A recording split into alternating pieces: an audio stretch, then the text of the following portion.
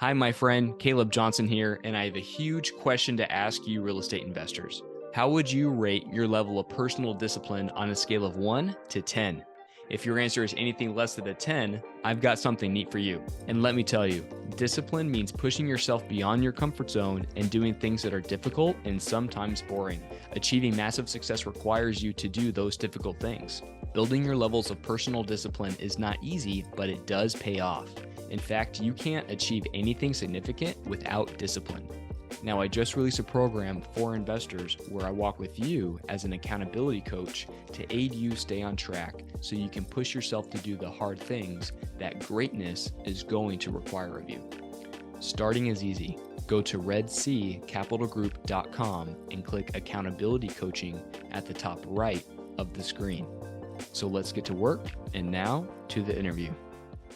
Hello, everyone. My name is Caleb Johnson, host of From Trial to Triumph. This is a show where I speak with people who have gone through tremendous trials and have come out triumphant. And even if you don't have the same story as our guest does today, that's okay, because you can still learn from their learning lessons and apply them to your life. And I'll do my best to bring those lessons into full view. So with that, our guest today is Jim Ellis. Jim Ellis is an American swim coach who founded the PDR swim team in Philadelphia, Pennsylvania. He started coaching in 1971, and Ellis has been inducted to the International Swim Coaches Association Hall of Fame and received the President's Award for the International Swimming Hall of Fame. That was a mouthful. The motion picture called Pride is based on the story of Jim, who fought off racial prejudice in the 1970s to put together an all-black swim team in North Philadelphia. And Ellis trains young swimmers to this day. So, Jim, welcome to the show. Caleb, thanks for having me. It's a pleasure to be here. I'm Yeah, interested. Sounds good. like you have a great group here. Yeah, thanks, Jim. I know I had some technical difficulties this morning, but you said once you got cleaned up, man, everything just stops. Everyone turns. So it's thanks for being here, and I'm excited that you're here. So I know I just gave you a little quick introduction, but can you give our listeners just a brief background about yourself? Uh, Briefly, I was attending college in the 60s. Martin Luther King got assassinated, Kennedy assassinated. We was a lot of turmoil in the country.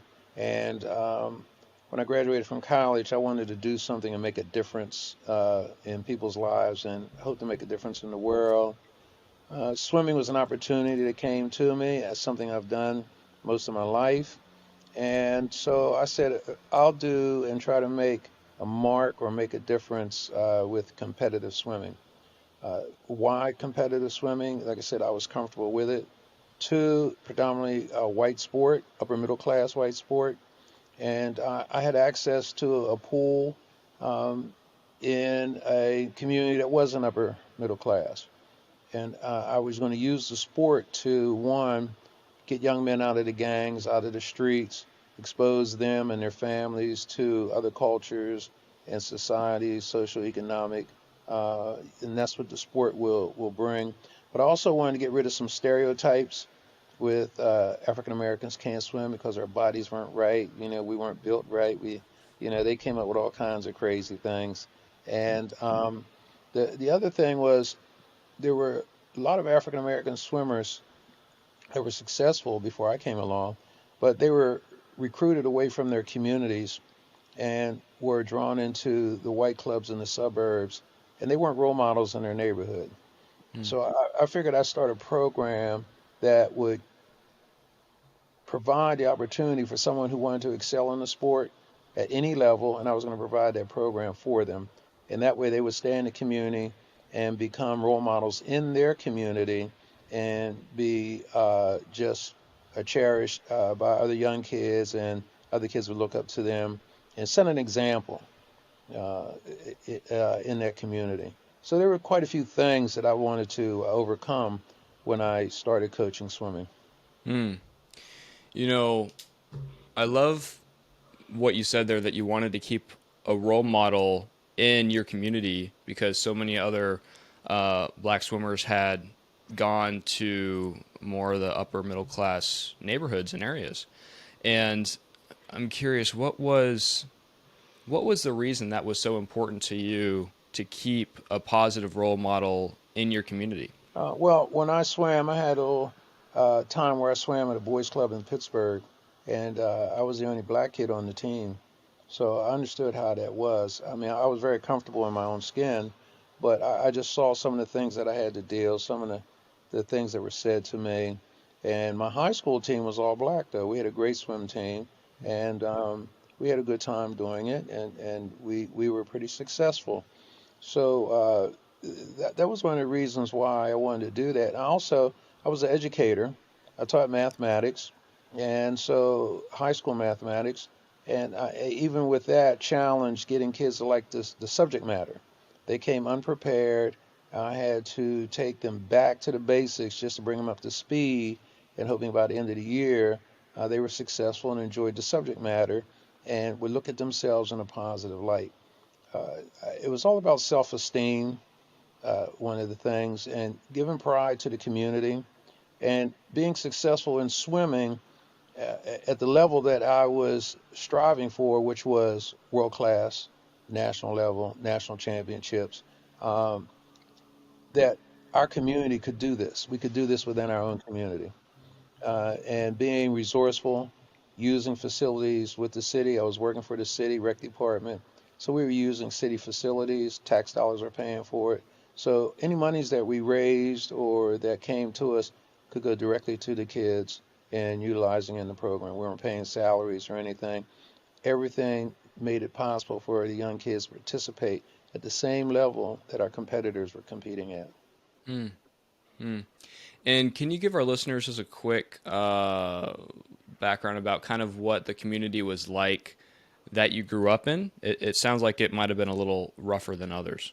Well, the community I grew up in Pittsburgh, and I came to Philadelphia to college, so I saw something a little different, two different ends in the state.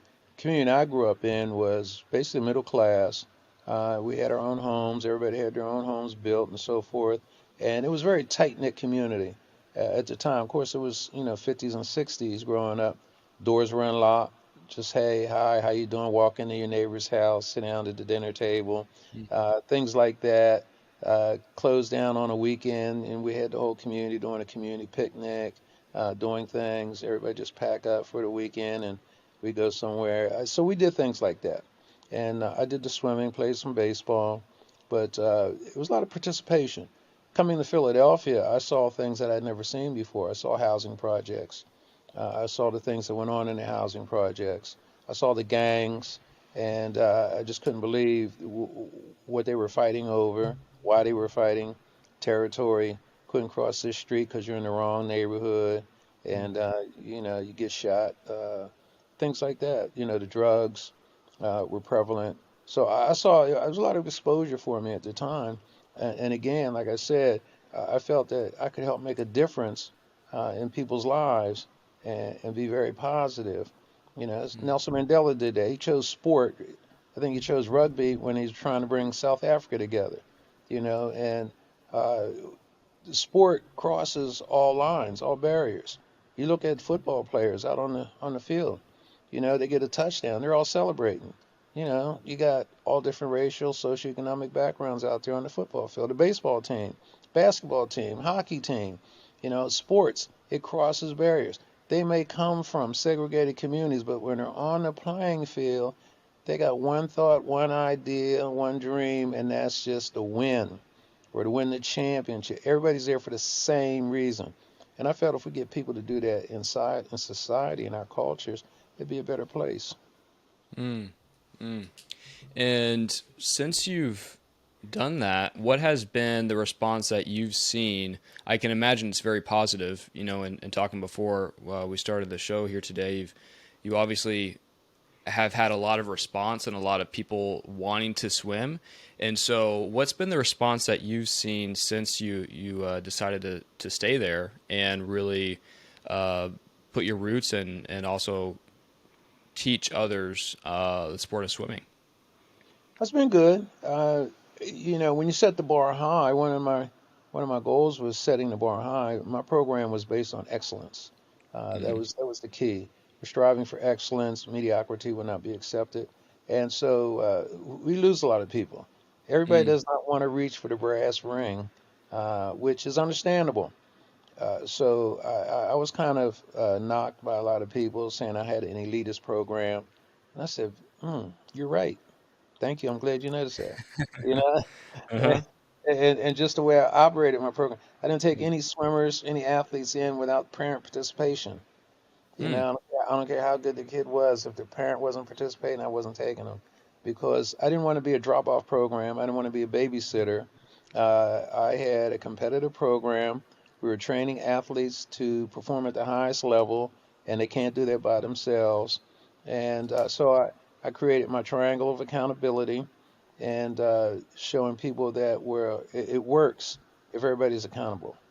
mm, So I was teaching lessons not only to the athletes but to the families as well that participate in the program, and people bought in. People mm-hmm. bought in, and we got there. We achieved. I ended up having swimmers that were ranked in the top 20 in the world, coming from a Wow. learn to swim program to being ranked as world-class athletes. I had swimmers attending USA Swimming's Olympic trials, trying to make the Olympic team. Again, coming from our Learn to Swim program, growing up and achieving that goal, and then going off to college and Mm, being successful in the business world and wherever they chose to work or create a business. mm. I think that's so important, and I don't hear often actually that when it's you require the parents' participation more so than not. And I work with kids as well, fifth and sixth graders, and seeing you can tell the level of parenting, maybe the lack thereof, or maybe how good the parenting actually is in the children, and you can almost see the fruit in the children. And so Yeah. that's tremendous that you do that, and I've actually never heard that much before. That's awesome.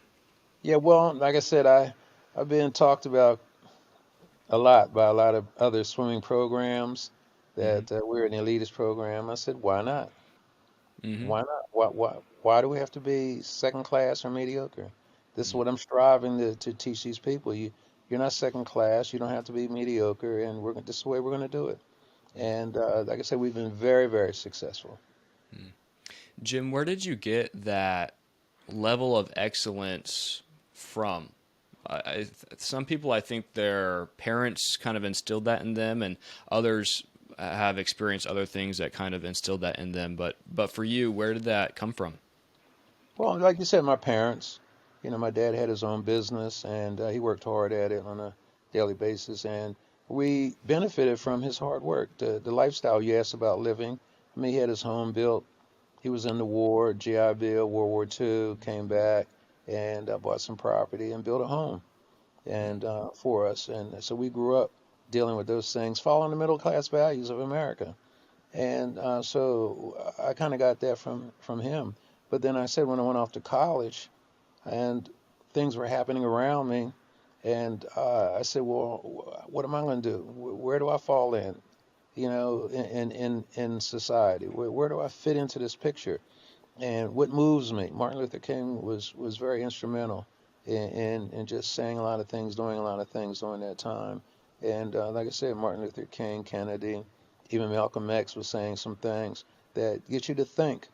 And I said, I need to do something that's going to be positive and different.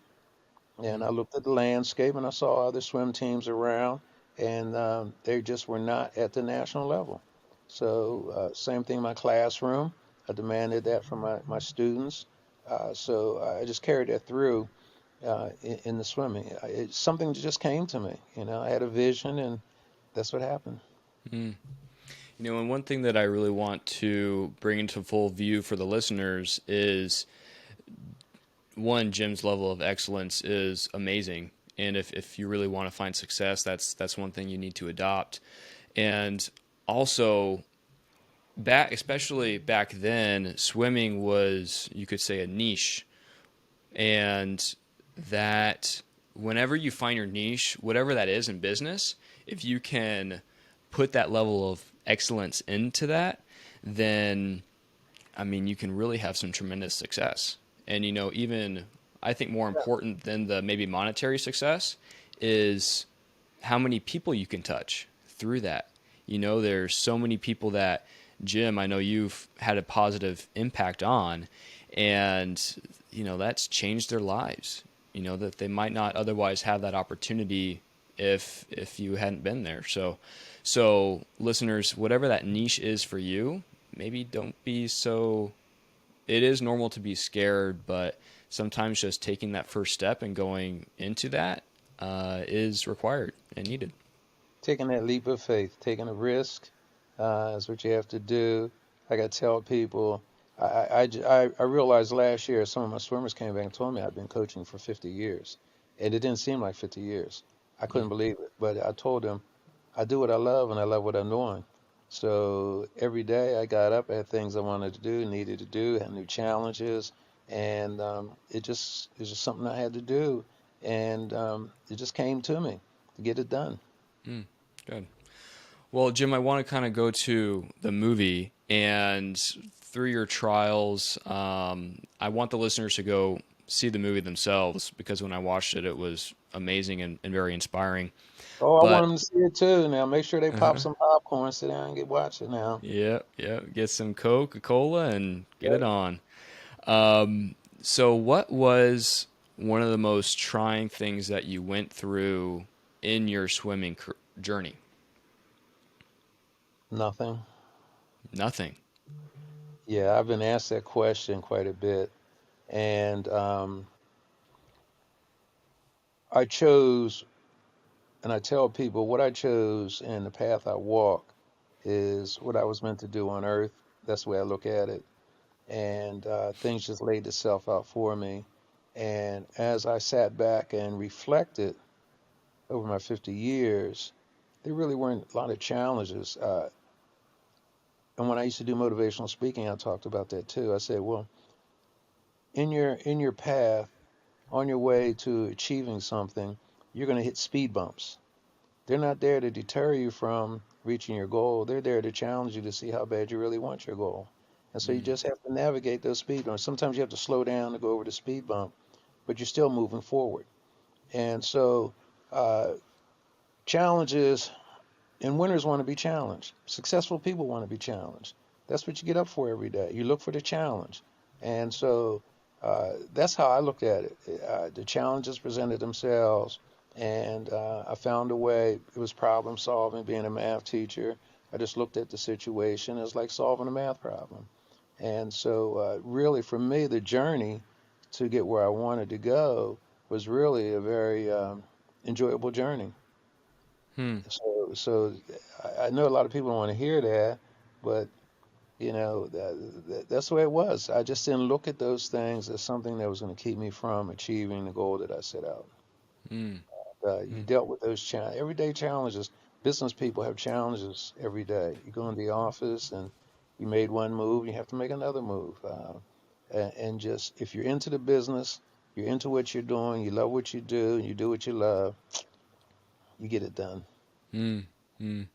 So, whenever something, let's say it might not be a challenge, but it's something you didn't expect that might change your plans, maybe like a speed bump, what, how do you train your swimmers, or how have you in the past made the adjustments?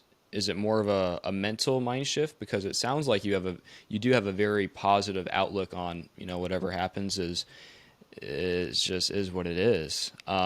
But whenever you experience those moments, or you teach your swimmers when they experience those moments, what's the first thing that you do? Keep your eye on the prize is the bottom line. Where's it that you want to go? And you're not going to let anybody deter you from achieving. And for example, we get up and go to the swimming pool. It's not working, and you just gather your troops. You said, okay, we hit a speed bump here. I'll have to find another swimming pool. So go home. I'll call you, and we'll move on to something else.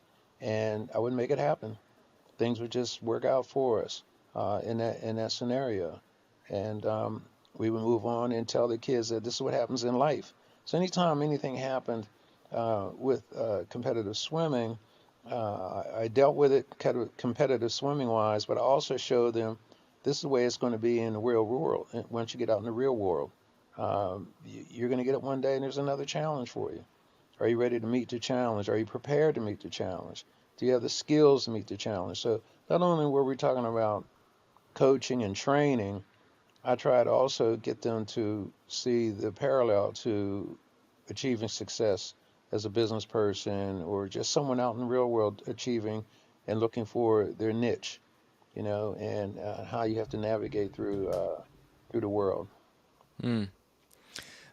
You mentioned earlier that there were some people that they have seen tremendous success from from your coaching and training, they have seen success afterwards.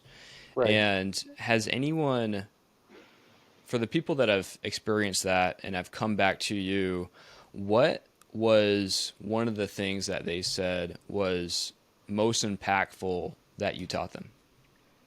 Oh, that's a good question. They've been coming back lately. I have some of them helping. They're working with me now, and Hmm. they said it was the discipline that I instilled. It was the tough, rigorous schedule that I kept them on, and they had to deal with that growing up. But they saw the benefits of it. They enjoyed the benefits of it while they were swimming. But once they got out into the real world and had to navigate in their jobs or whatever they were creating, their own business, they said the swimming prepared them because they were up at 4 o'clock in the morning swimming before we went to school, 5 a.m., swim for about an hour and a half, 2 hours, go to school, come back from school at 3:30, 4 o'clock in the afternoon, swim for about 2 hours, go home, get their homework done, eat, get up the next day. They did that regimentation 6 days a week. Mm. And they Wow. did that, and we swam 11 months out of the year. So it was a way Wow. of life. We created a way of life. And so when they walked away from the sport, they took that with them. That's what they were in, it was ingrained in them. They get up early, they hit the ground running, and they look for the challenge of the day. And so to the man, to the woman, they all say that was when swimming was one of the things that helped them be successful in what they're pursuing now.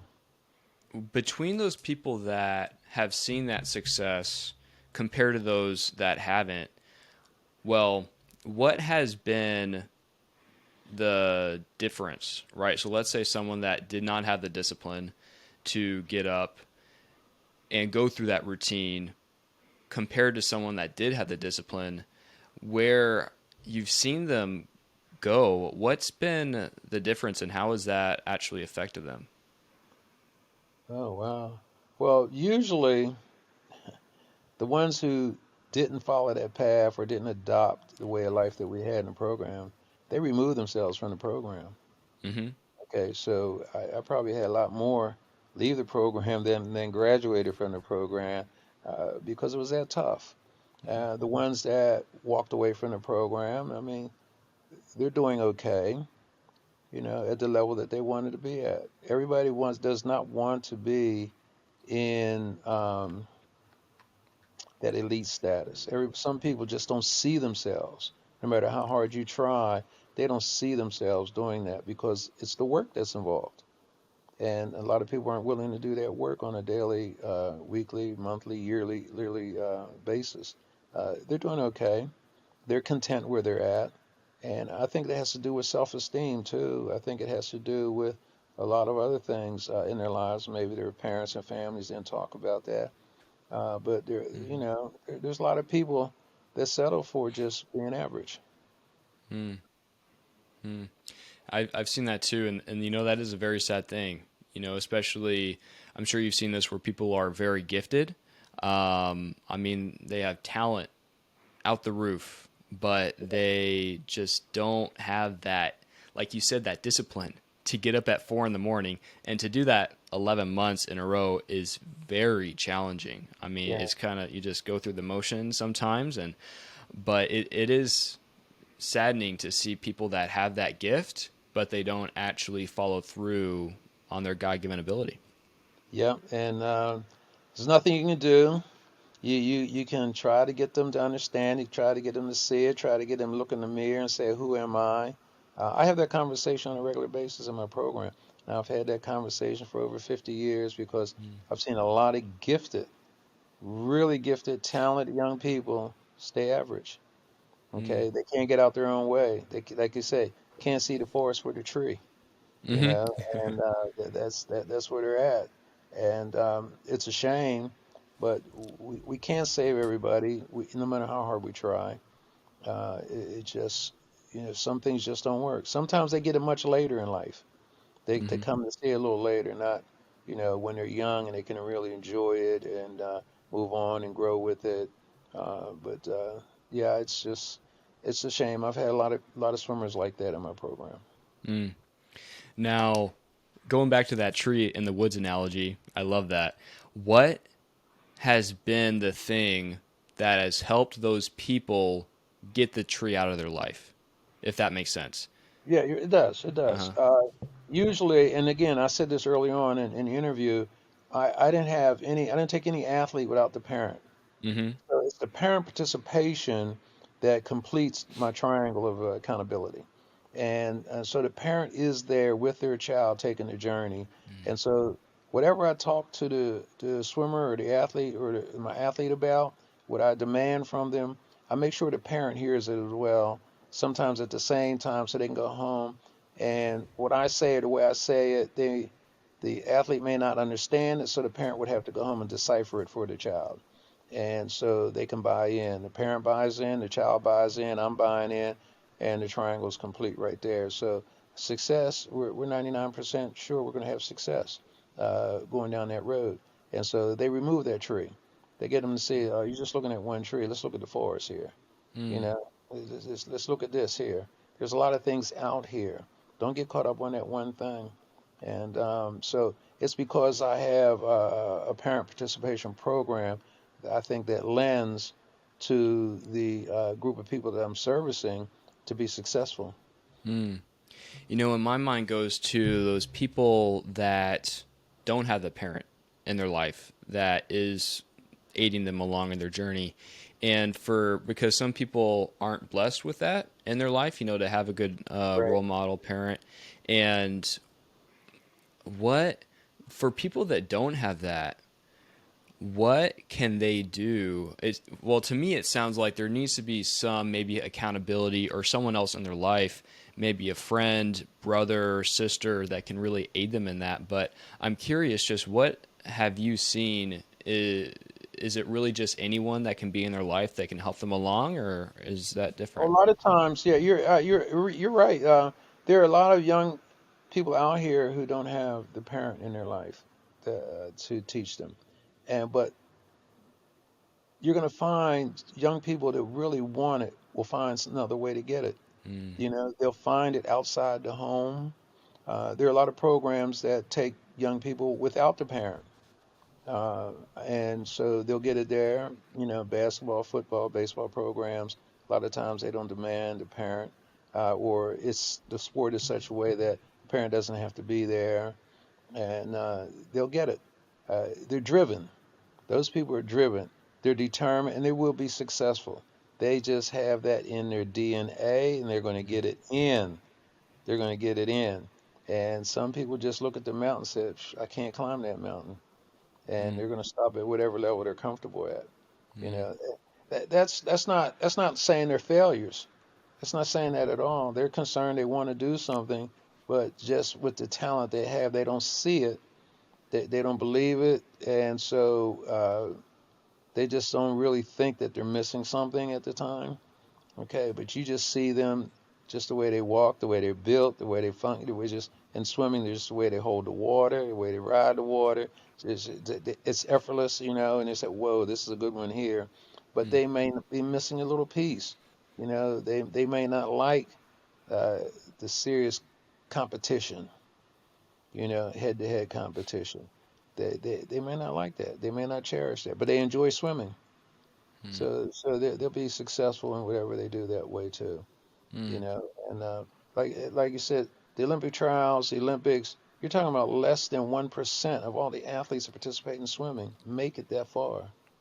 That is a very elite group, very elite group. Same thing in our culture, capitalistic society. We got they talk about the one percenters. Hmm. Everybody wants to be a one percenter. Everybody can't be a one percenter. Just not going to get there. You can try. You'll get so far along the wrong road, but uh, they'll find their niche. Mm. I feel everybody will find a niche that they're comfortable with, and they're going to do positive things. Hmm. I love what you said there is that if they want it, they'll find a way. And I think sometimes that is required to really have success is Yes. that no matter what happens, you're going to get there at 4 a.m. Your car breaks down and you're going to drive, it's going to take 20, 30 minutes to drive there. You start running, and you Yep. might be late, but you just get it happen. You just make it happen. And I think that really, like you said, can differentiate between the really, like you said, the 1% of the 1% and then the Right. person that's going to be average. Yep. Oh yeah. Hmm. Hmm. Now, Jim, what else? Kind of talking about that 1% of the 1%. What have you seen in those people that are at that top tier that maybe others don't? And what's the differential factor there? Well, what I've seen is that like I said, one of the things that I talk about is keep your eye on the prize. They have their eye on the prize. They're locked in. They're locked in, and they're going to get it at just no one's going to get in their way. They're determined. They are determined to get it done. It's like I say, and I talk that to my kids all the time. What's in your DNA? If you Mm. don't get it here with me, you're gonna get it somewhere because it's in your DNA. I see it. I see it. I see the way you move. I see the way you talk. I see how you come in here and go to work, go about the business of training. So they're going to be successful, and it is a unique group. And when they get together at meets, I'll keep everything with swimming. Uh, they gravitate towards each other. Why? Because they all know what they had to do to get to that level. Everybody basically did the same types of things, the same way, day in, day out, week in, week out, month out. So they are in an elite group. They know it. And they look at their competitors. They know what they had to do to get to that level. It just didn't happen. So they respect each other. And it becomes a large fraternity, so to speak, you Hmm. know, of people that are achievers, high achievers. Okay. I'll say high achievers because other people achieve at different levels. So we don't want to just throw them out, but they just achieve at different levels. We have different levels of achievement. So those people, those one percenters, and for me, it was the national level swimming, world class swimming that I was striving for, and I knew that I had a different pool of talent that I was working with, and I could get there if I just found the right connection with folks and sold the right message, and that's how we got there. Well, Jim, that's profound. And on that note, I think we'll start winding things down here. And again, I just want to thank you so much for your time, for being here. And I know this is actually swimming season for you, so you're very busy. But thanks for taking the time out of your day for being here. Hey, it's a pleasure. I enjoyed it. I hope it's helpful to your listeners. I hope someone finds it interesting and they want to see what we do. PDR Swimming for Success is the name of my program. And they can look us up, follow us on Instagram, social media, and maybe they'll stumble into a pool one day and see us perform. There you go. Well, Jim, I do ask every guest on the show the same 2 or 3 questions at the end. So I want to go ahead and ask you if there's an educational book, maybe, or any book, podcast thing that you really listen to or would recommend to our listeners. Does anything come to mind? No, not really. I just kind of surf the internet, surf the world, find Hmm. something I'm looking for. I read a lot of books, swimming books, coaching. I'm a geek. I don't read novel. I don't read novels. I read, like Popular Mechanics, scientific stuff. I'm sitting there looking at equations and the science of the sport. That's what that does me, you know. So I just can't think of it. Just someone who's a giant in the industry, giant in the field. I think if you follow them, take a little piece away from what they're doing, and put it in your program. That's what helps. I've been mentored by some of the greatest coaches in the world, and been around the world, so I got to see people that I read about, and that helped me. And I just took little bits and pieces and applied it to the people that I was training. One of the things I tell the coaches, and we talk coaching, is that they want to be successful. And I said, well, you have to coach a team that you have. If you coach a team that you have, then you'll coach a team, you'll end up with the team that you want. Okay, because a lot of people want to be successful right off the bat, and they're looking for what they call the secret. They say, "Oh, wow, I don't have championship swimmers like that." Well, start with what you have, work with that, develop that, and next thing you know, you get the swimmers that you want. And the same thing in business, you know, you got to start where you're at. Okay, you want to be world class. Okay, well then keep working at it, and you'll get there. You'll find the things, the keys that open the doors for you. Wow, that's profound again. And Jim, the second question I usually ask is where can people learn more about you? But you shared that earlier with Instagram, and I really encourage people to also watch the movie and look up Jim Ellis and PDR. They have a phenomenal program, and obviously they've turned out a lot of great swimmers. And so if you're a swimmer in Philadelphia, you know where to go. That's right. Now, That's right. Now, the last question, Jim, would be if you can share one final thing with our listeners that they can take away from today, what would that be? That's a hard question. That's a challenge. Mm-hmm. uh, It's okay. Take your time. keep your eye on the prize, man. And life is good. Life is short. You know, you want to grab it while you can, so you can enjoy it. Enjoy the journey. Uh, Journeys are not short. It's not a sprint to get to the top. Some people get at different ages, but you can achieve those goals if you keep your eye on the prize. Roll up your sleeve and don't get distracted. Stay focused is the name of the game. You know what I mean? And I guess that's it. That's a tough question. Mm-hmm. Yeah.